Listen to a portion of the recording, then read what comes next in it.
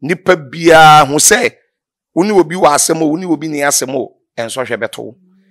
ena adwuma bia nipa wo ye wo wiase bia no wo ye den ya sabe enye nipa nyina na bedo eno enye obi anso na betan ade ba ko ne se sofukum chacha incident we to me kora no nipa afre me kora na dey won to me frɛ me ama me phone edum Abusiafo ene adofo no mema obibia akwaba shonko ede ebatuma GHS so na abusiafo ene de yaba bepemo ewo eye kaso atobut down honomo na yeba ya na enye obia akache ese ye papa prophet kumchacha ni fie ena yaba bepie abusiafo yenya nte ye ese ye akroforonfo abo ede ere ni fie nam so amoma befa ne laptop ene sikapupu do ebi ene tuma GH yete eye enseno ye soso ya ntena eye yeto eso ye yadwen se yebetu eye anamo na chese yaba baba behwe se de enioma esi efa etie na sabreye ede abusia se de mo amuhunu ya baba piemo ewo ye papa no na ene no ebeba ababetwetwe eye enkomo na ye hunu se nokrebi ewo eye ensem ne kwan ben nam so ema wo mo etimi ebebewia no enti abusia monka me ho na ye mbonra ehoi da Kristo ase na odifo yenya nenti yese akonforanfo abo ede ewura eye wufie hanom ama wo ma afa anioma bi nokre ben na ewumbo ahwefo enchemu nokre se ade a police meka say police this statement ababonten se nokra na say police ewo police ensem na police abafie hanom abetwitwa emfoni ewo mefi ya baby amoye me interview ya police fo abaha patrol team abaha abehwede akoso wa ha CID fo abaha abeteki pictures ene ade abaha ewo ha monso mo baha no mo se baby a boga proof na on breaki ya on wure mo no mo baha ye no mo se mason eye adwuma na bu boga proof ni kora na bu mesin na mobile mo se wo ye adwuma eti no de amote ye no sofukum chacha me confirm se sa na tie na odifo bra semni si ye no na wo he efa na ya sole on se ya sole be 2:30 and 2 o'clock eye ahemrache ede ko radio so ko preachi ewo ya sole adwuma ye ko preachi wo radio no so wia na yase aba so de ma be ye mpaibo nti no ye ko NEAT FM NEAT 100.9 every Tuesday bia ehwo na me preachi on say NEAT FM ne OK FM ni Peace FM ni nyina ye baako despite media nti ehwo na me preaching more enti no ye sole ye efri ha ye koye be nipa me nu me ensa ye nyina ye wa ha anadwo no ene ye tuka ene ye koye ye be se ye koye no ene won tetayen so won say ebia say that we ye di preach o radio so say that we ye di preach o TV say that we ye sole anadwo so ade say enti ye koye no ena meka so umbesi yechi eti ye ko preach wie ya ye radio so de ene wie no ye ba sole dem o say ya sole no o malam last stop eti ye ba ho ebe ye asole ebe ye cancer ebe ye mpaibo ewo ho ne ade enti no me free asole fie so no na abo adwumre be 7 ena misi mwa de ba ya me di bedu fie be ye no nwotwe ana 8 o'clock anwumre enti me bedu ye no ye bie main gate no me wura inside no na me hu se changes abaha na me hu se changes abaha because anadwo na ye kɔ no enye sa ene ye gya ye ti ye ba ye no na do we abie we abie ada one baako abie esoro doors ni nyina bie on say rooms we wo fia no eye 12 bedrooms rooms ni nyina ye dumie no 12 bedrooms Ti buy no metumi aka say ne be 7 to 8 bedrooms and e bie. Nti na just say menti ase. Ti maami hu say bibi akoso. Okay. Na odifo mintwa no ye nim se wo fie hanom empempe ya ba ha no wa ba betwetwe nkomo dai hu se nkrama wa hanom ti sa time no na nkrama no wayi wo ma free ha na say na wo mo da so wa hanom mo antimi ansho sign. Ade ba ko a osofukum chacha meka na obia mfenya de sua na obia mfensua de ne se enkraman wa ha. By one say ne baby wiase edu no wiase ne konanim nyina no na akoronfo no so nim de no esesa na e change sa na wiase no ene aye etina the more na wiase konanim nyina akora no police intelligent enso nim de ekọ anim so ade ase etino enkraman na ebi wa na ene no yesi chemicals bi aba eduro bi aba nti akoronfo ne de fra enam a na onwa to ogu fie ho on to gu fie wa na nkanama na wrahye ko wunya de ohune kora ehu scent na a wiki wu na chesa akoye ti se chloroform yes so eduro bi a yesi aba system ni mu a criminals ne akoronfo ne an robbers for ne didi bone on betumi di bia fra aduane afra nam na on wato ogu ho so na just nkrama na efa bi wi ana won ba ho a na aye on wa ye week on tumi nye hwe nti o ba ye no be hu nkrama no wo state ben mu so da bia no say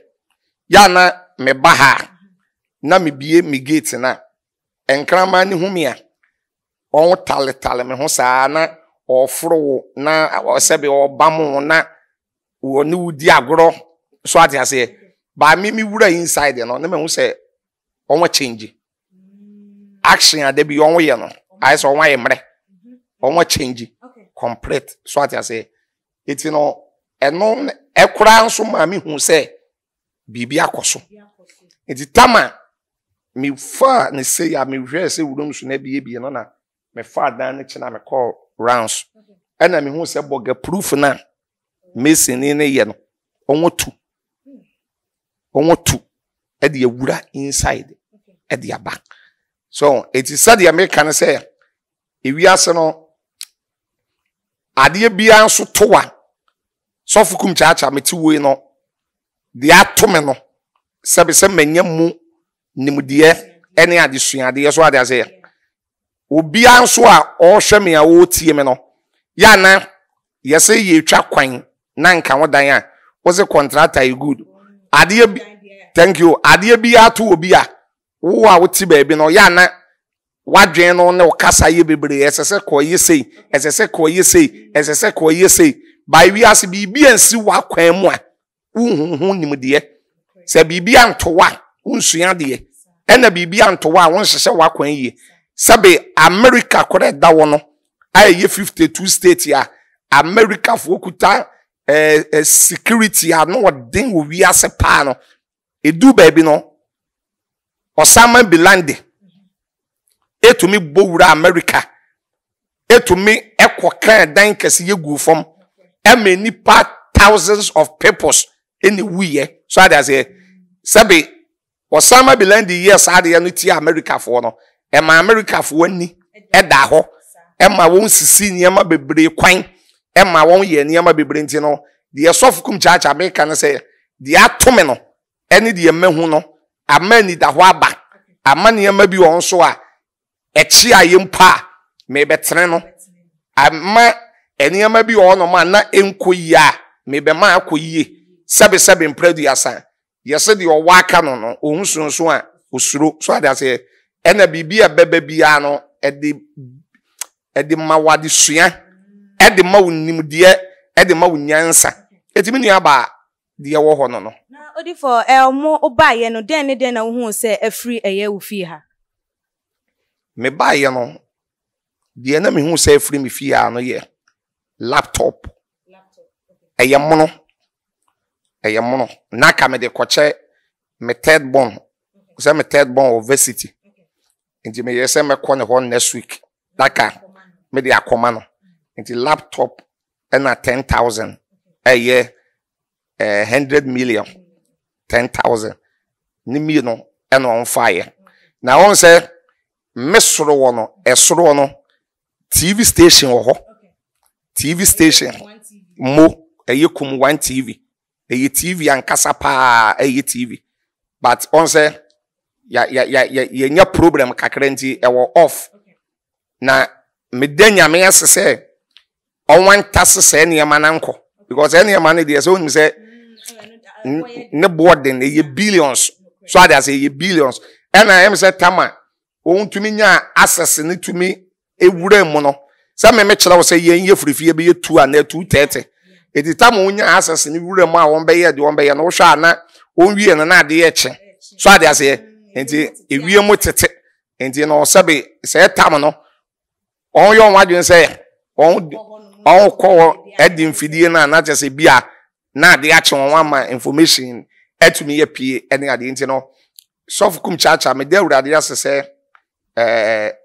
sɛbe skade yɛ bɛtoyi yɛbɛgya wɔn so akɔ enkwane ahoɔden ɛne hia ɛwɔ wiase wɔ nkwan wade nyina odi for dodo na Ghana for dodo na ebusa sɛ anyimbia with eyewu ministry ene wasofudi awudie no uni obi ewo eye ntewahwe bi wantwi bi ana meni aba sofukum chacha metiwe me ne obi any program so obi ni me o problem dia menim but me de me ne obi any program by the what life mo ne sɛ nipa wo wiase a wo ne obi o program wo ne obi ni program so we de ebeto so ade ase nipa bia hu sɛ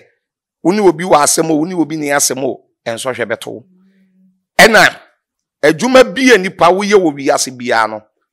wo ye den ya sabe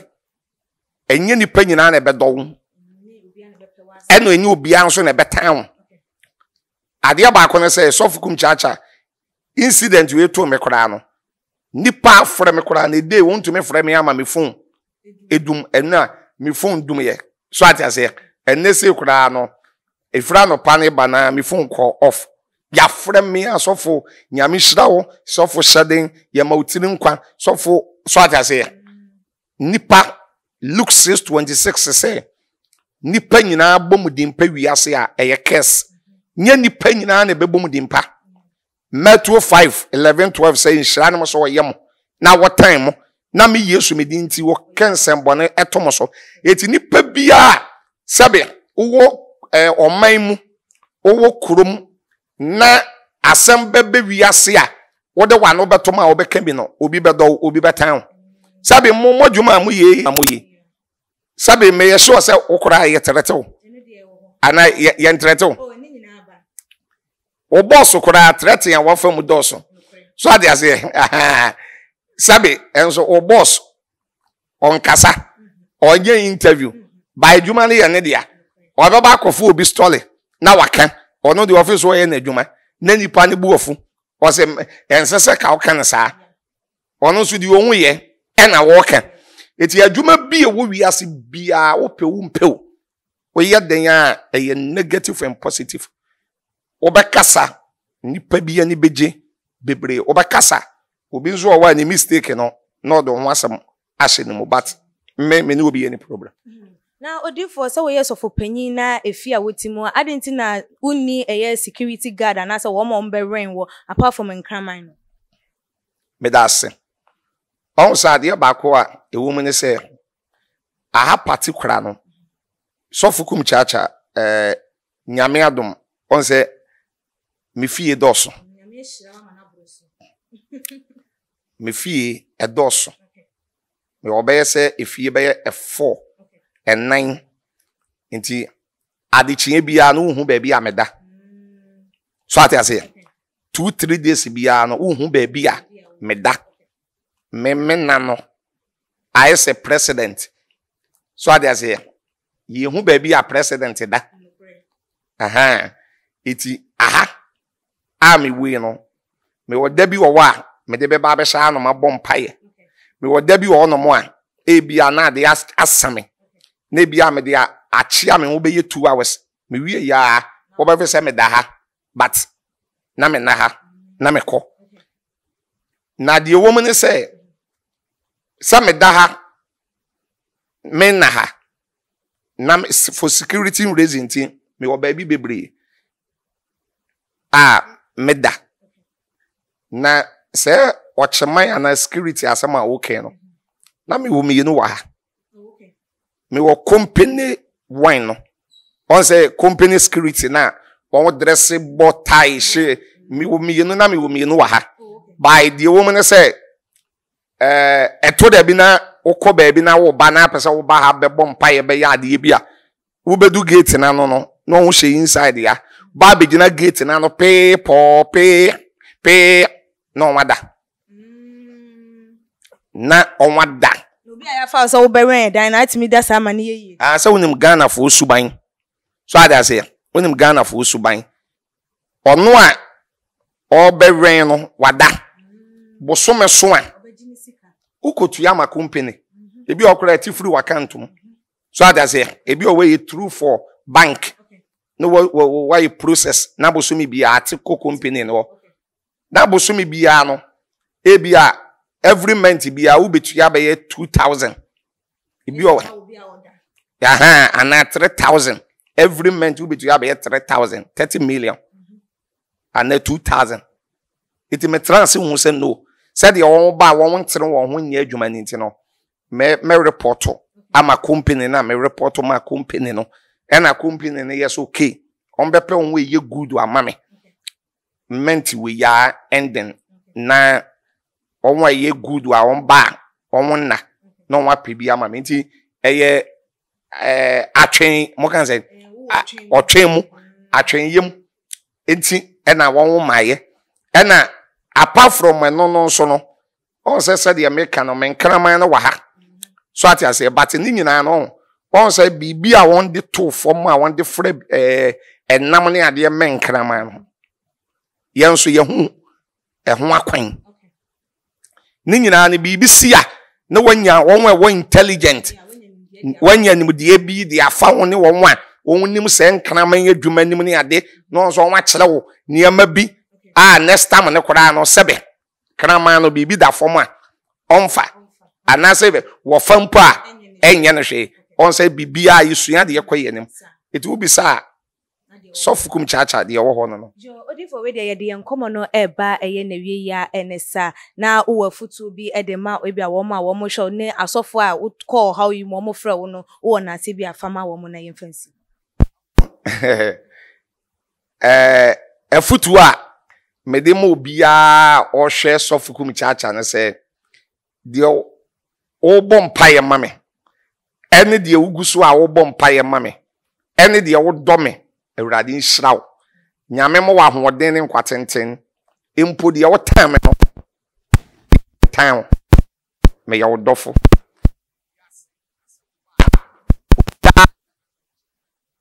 se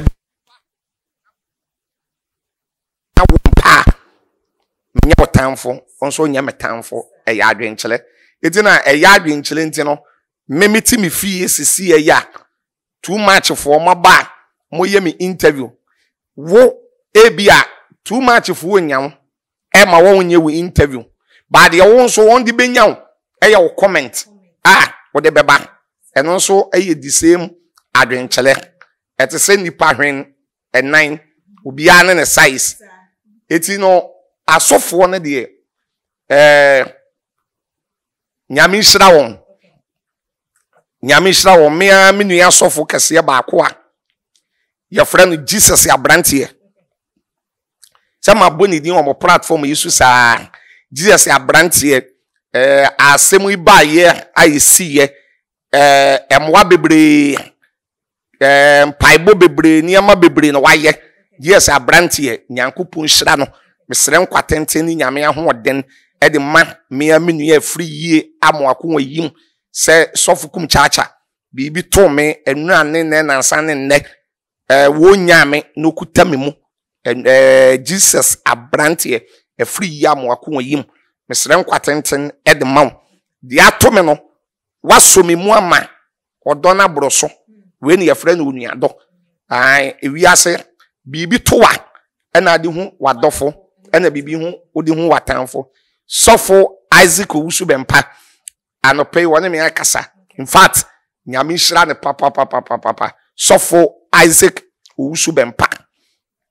no pay woni me yedi nkomo akasa ma me ano makoma atomeyem ti sofo Isaac Owusu Bempa nyame hira na sofo Sunshine Anaba we sofo panipa Sunshine Anaba one day kura me mama in interview sofo Sunshine Anaba we sofo bia bibia to sofo bia o kire ne do me ne kasa wo phone so anche bia na mobile ti sofo Sunshine Anaba babia wo bia mesere nkwatenten de ma wo na sofo Kennedy Afre Opoku sofo Kennedy Afre Opoku sofo kira bosom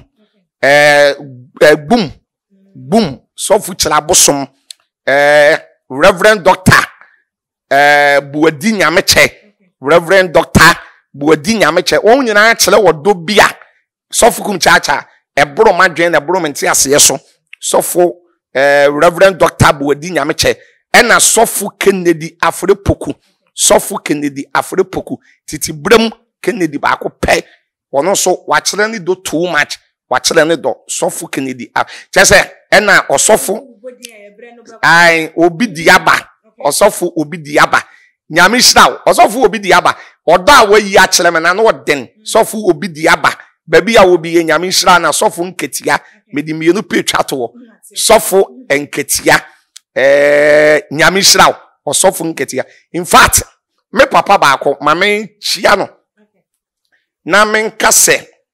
baby owo bia no sofo kum chacha sere nkwatenten nyame ahoden ni nyame bambo edema no skadie wanya bi wo wiase bebre pa eti me sofo kum chacha se me bompa ya ma papa we ya ade a mesra ma no eye nkwatenten ahoden ene nyame bambo eye me papa Kesben so what in the ana wonti ne din what in the ye kan Ghana esikafuo anyame abreso won hira won aye won kese a but won papa na wo simple obuade wo da form or respect ni pa etim papa Kesben nyame hira no na urade nye ne kese o ma ne nkwenwa o ma na hoden o ma ne nyinche ye twa to okora amede sole eye me am deputy IGP COP Christian Tete nyohono COP Christian Tete nyohono ono ye deputy IGP ewo Ghana wo badwuma ewo Ghana Police Service papa wo badwuma papa wo banie prophet kum chacha the Americans so nyame hira o man kwatente medase odi for ye dawase na ebusia wa wo hwese de odi for ebubo asofo no ediatimo se aye odono ewo wo mo entem nkoso ama odono engina honum na ntokwa ya na sorry no munye de mudwitwa yes na ebusia ha ya ena me de enkomo twetwe no AC won so o eye o comment abetimi de abetu your comment section like your videos na share on all the social media platforms so follow yen your IG page and your Twitter page so @tumaginh_ Facebook @tumaginh media ene ekia sikapa makram.